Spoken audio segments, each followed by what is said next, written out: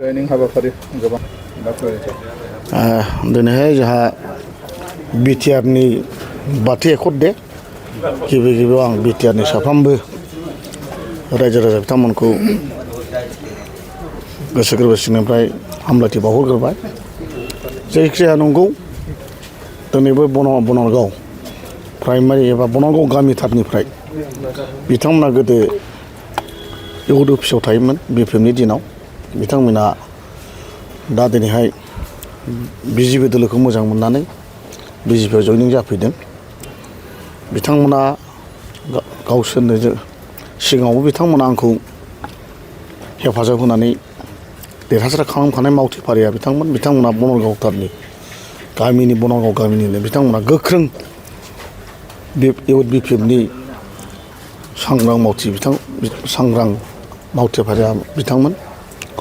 जायखिजाया थिग बिदिनो आङो सिगाङावबो नोंथांमोननि सिगाङाव बुंखादों लासै लासैनो आङो बिदिनो जयनिं प्रग्रामखौ लालांबाय थागोन। माने गोबां आंजों दिनैसिमबो कन्टेक्टआव दं, लाइनाव दं।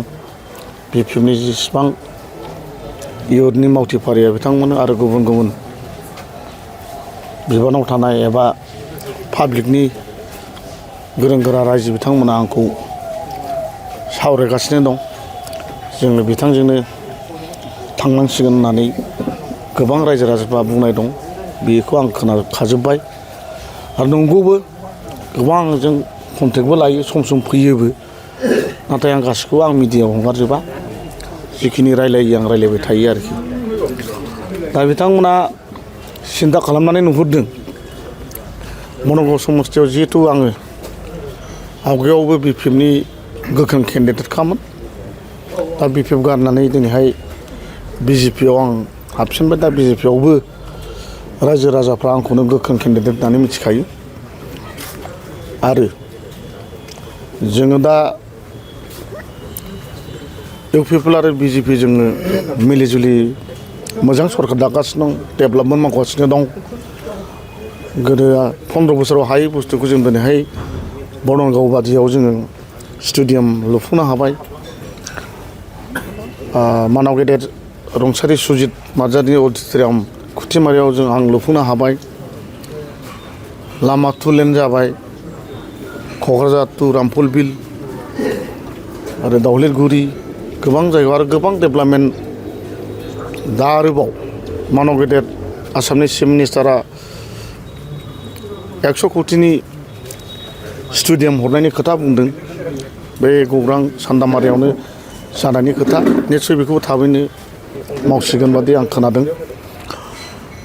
आरो आसामनिनो बिजेपिनि बा इउपिपिएलनि नाजानायावनो दिनैहाय बिसमुरि टु सरलपारा लामा जानो थांगासिनो दं। बेफोरखौ नोजोर बोनानै बा नायनानै रायजो राजाफ्रा हमनो हाबाय जि बिजेपि आरो इउपिपिएलआ माने बिटिसिआव मोजां मावगासिनो दं। आरो गोबां अनसुंथाइ दं बिजेपि आरो इउपिपिएलआव। बेखौ रायजो राजाफ्रा हमदांनो हाबाय। बेनिखायनो दिनैहाय जोंनि बनारगाव ओनसोलनि साफ्रोमबो वार्कार बिथां एबा रायजो राजाया आंजों फैदों आरो फैबाय थागोन होननानै आं आसा खालामदों आरोखि। बेखिनियानोसै। नोंथांजों लोगो जाफैगोन दा बिसोरथ' फारि फारि फैगासिनो दं। फैजोबाखै, फैगोन, लासैनो फैगोन। थेवब्लाबो फैगासिनो दं। आरो आं बारा गोबाव जाखायाखै, जिरायनानै थाथ'दोंमोन आं। दासो आं गोदानै ओंखारफिनदों बिजेपिनि जानानै। दा वार्कार बिथांमोनानो गोबां फैनायनि आंजों खोथा होदों। निस्सय फैगोनखौ आंहा बिसास दं, आसा दं। मा बुंगोन जिहेतु नोंथांमोना बिपिएफ दोलो एंगारनानै दिनै एमसिएलए राजिब ब्रह्मआ मा मिजिं लानानै जयेन जाफैदों? ओरैनोथ' जोङो नंगौ जों बिपिएफनि इउथनिफ्राय एकदमबारे जा बिपिएफआव केन्डिडेट जाबोदों बे केन्डिडेट सारमोनखौ जों देरहाहोनानै मजबुत भटआव देरहाहोनानै जों फैनाय मानसि। आरो जों इउथ हिसाबै बनारगाव इउथ हिसाबै दिनै जोंनि बनारगाव समस्थिखौ माने एसे बिपिएफनिफ्राय माने खमजुरिखौ जों नुदों आरो। दा बेनि थाखाय जोङो सिना धारना खालामलायदों।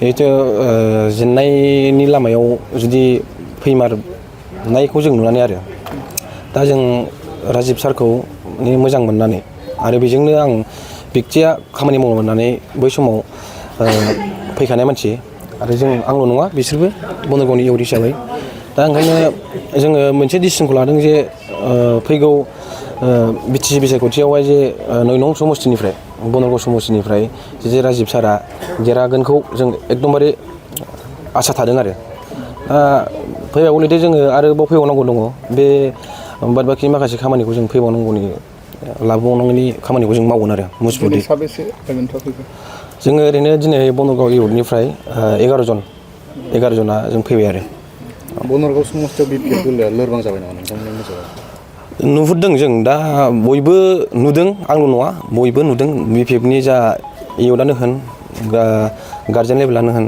जिखुनु पाब्लिकआनो आरो बिपिएफनि खमजुरिखौ नुदों आं बेखौ बुङो आरो जेहथे टिकेटनि माखासे गावजों गाव दाङाबाजि जानायखौ जों नुनो मोन्दों आरो जोंखौ मावनायनि खाबु जेबो होआखै आरो बुंनो थाङोब्ला बेफोरबायदि खोथाखौ आं बुंनो सानाखैमोन आरो दा जिखुनु आङो सोरखौबा मोजां मोननानै सोरखौबा गाज्रि मोननानै आं फैयाखै माने आङो बिजेपियावहाय राजिब सारखौनो आं मोजां मोननानै माने आंनि लोगोफोरखौ लानानै फैदों आरो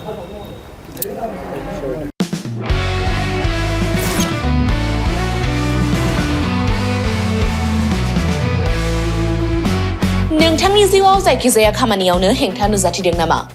गोब्राब नाजासेयावबो जिउआव जाफुंसारनायखौ मोननो हायाखै नामा? जुदि नोंथाङा बेफोर बायदि जेंनाफोरजों मोगा-मोगि जानांदोंब्ला बे खेबनिफ्राय जिंगासिनांगौ गैलिया। मुलुग दरबाराव तन्त्र मन्त्रनि थाखाय बयनिख्रुइबो मुंदांखासिन थावनियानो जादों मायां। मायांखौ साधु बिद्यानि रायजो होननानैबो मिथिनाय जायो। बे मायांनिफ्रायनो तान्त्रिकनि सोलोंथाइ लानानै फैदों मुंदांखा रबि कबिराजा। बिथांनिफ्राय नोंथाङा नोंथांनि जिउनि गासिबो रोखोमनि जेंना जेंसिफोरखौ सुस्रांनानै लानो हागोन। बिसि फिसायनि गेजेराव जेंना, गोसो थोनाया गारनानै थाङोब्ला लाबोफिननाय, जुलिनि जेंना, साख्रि मोननो हायै, हा हु धोन सम्पतिनि जेंना बायदि बायदि जेंनानिफ्राय उदां जानो एबा सुस्रांनानै लानो थाखाय नोंथाङा दिनैनो दानो जगाजग खालामनो हागोन रबि कबिराजखौ। रबि कबिराजखौ जगाजग खालामनो थाखाय मबाइल नाम्बार 7099193841 एबा 7086047381 आव कल खालामनो हागोन।